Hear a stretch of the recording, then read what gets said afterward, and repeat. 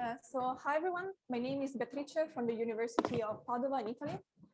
And today I will introduce you to the JUNO experiment and its potential in the neutrino oscillation physics.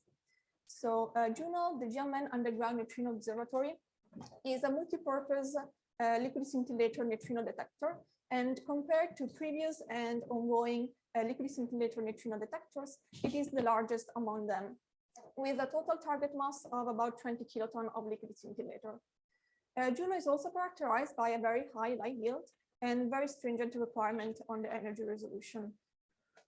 JUNO physics program is quite extensive, covering solar atmospheric neutrinos, even more rare and exotic physics. But today we will focus on the reactor electron antineutrinos. JUNO is currently under construction in South China, near several nuclear power plants, as you can see from the map. And the baseline, so the distance between the detector and the two near nuclear power plants is about 53 kilometers. So JUNO is considered a medium baseline experiment. A satellite experiment, TAO, the Taishan Antineutrino Observatory, is currently under construction very close to one of the nuclear power plants. So electron antineutrinos are produced inside nuclear cores from the beta decays of fission products. There are four main isotopes which undergo fission, and their relative contribution to the total number of fissions is the so-called fission fraction. You can see here the numbers expected for the JUNO experiment. So in the standard approach, we use spectra from Huber and Mueller to predict the reactor spectrum from JUNO. Huber's and Mueller spectra are based respectively on the conversion and the abination method. You can see the spectra for the four isotopes here on the plot. And the black line shows the total isotopic spectrum expected for JUNO, which is the sum of the single isotopic spectra weighted by their fission fraction. So we are weighting the contribution of the single isotopes. These spectra are relatively old, and they also have a few issues, as I will mention later.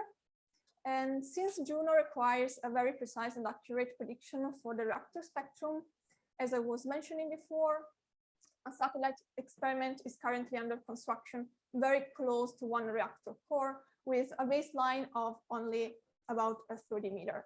In this way, TAO will be able to see and measure the flux coming from a single core, and thus provide a new reference spectrum that can be used for the prediction in JUNO.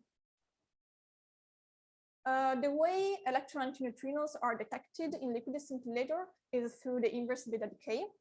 So an electron antineutrino interacts with a proton of the liquid scintillator, producing a positron and a neutron. And you can see in the plot the cross-section for this process. So if we multiply the cross-section with the isotopic spectrum I've shown before, we obtain the prediction for the reactor spectrum that you can see in this picture. Coming to neutrino solutions in JUNO. So if you evaluate the probability by putting alpha and beta equal to E in the expression that we've seen today, you find this is a survival probability for JUNO. There are two terms. One term is driving the solar low oscillation mode, so this one, while the other term is driving the fast or atmospheric oscillation mode. JUNO is located at the solar minimum, so in this region, and so it will be able to see both oscillation modes simultaneously for the first time, as can be seen in this plot, where we applied neutrino oscillations to the prediction of the reactor spectrum. So it was already mentioned today, we know the sign of the solar mass splitting. We don't know the sign of the atmospheric mass splitting. So we have two possible orderings, normal and inverted orderings. And as you can see from the plot, the two spectra corresponding to the two orderings are out of phase at the first solar minimum. In this way, JUNO can perform a shape analysis and can distinguish between the two orderings. And we expect to determine the true neutrino mass ordering in about 6 years at a 3 sigma level. JUNO will also be able to measure some of the oscillation parameters. The survival probability depends only on 4 of the 6 oscillation parameters. And by looking at the plot bottom right, which shows the relative precision expected as a function of JUNO data taking time, you can see that just after 1 year of data taking, JUNO will reach a sub% precision for 3 of the oscillation parameters. Spending a few more words on the reactor model. In recent years, short baseline experiment found that so their data and the prediction based on the Huber and Mueller spectra are not really in agreement. They found a deficit in the number of detected antineutrino with respect to prediction. And this is the so-called reactor antineutrino anomaly. And they also observe a spectral distortion at higher energies, thus pointing to probably something wrong with the Huber and Mueller prediction. And since JUNO requires a very precise and accurate prediction for the reactor model, we are currently investigating a new model, which is not based on the conversion or ab initio method, so it's not based on the Huber and Mueller spectra, but it is based instead on antineutrino measurement. So from measured unfolded spectra provided by the Decay collaboration. So you can see the spectra provided by Decay in the plot on the top. And this spectra can then be used to evaluate a new prediction for JUNO, which is shown as the blue line in the bottom plot. For comparison, the Huber and Mueller prediction is also shown as a black line. And so you can see that this new model, this new Decay-based model, of course, already includes the reactor antineutrino anomaly and the spectral distortion, and so provides a more accurate and precise prediction for JUNO. We plan to use this model, especially during the first year of JUNO data taking, because at that time, tau will not be available or will have a very low statistics. But of course, this model is meant to be flexible, meaning that after the first year, with tau providing the first reference spectrum, we can of course use tau spectra instead of Decay spectra in our model.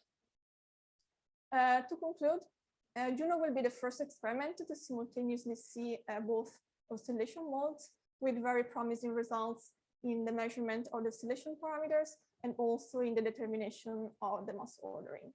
And data taking starts next year in 2023, so stay tuned for further development.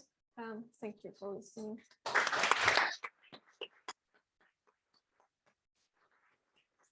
Thank you, Beatrice. Yes, okay. Other questions?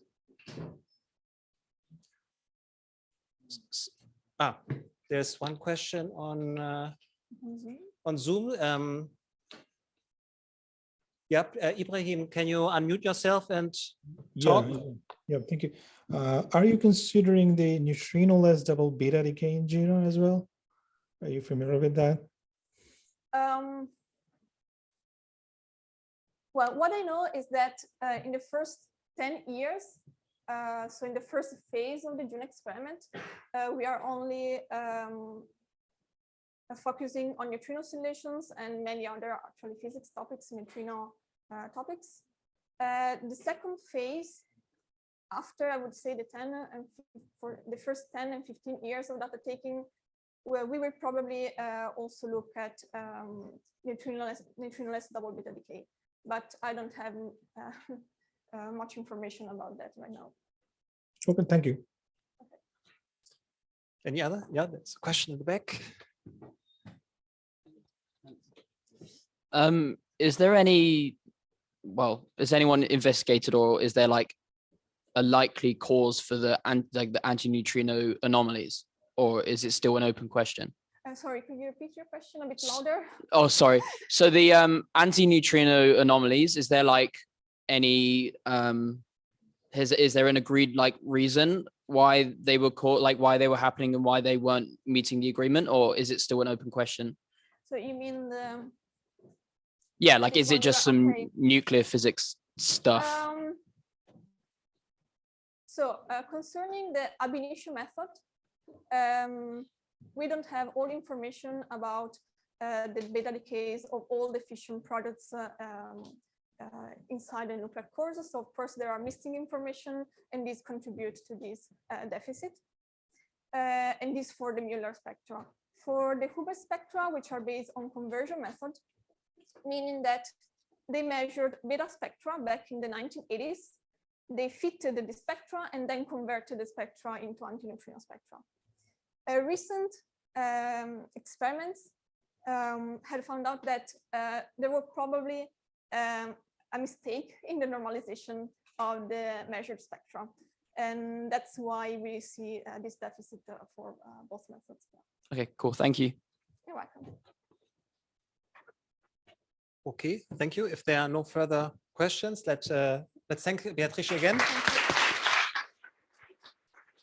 Thank you.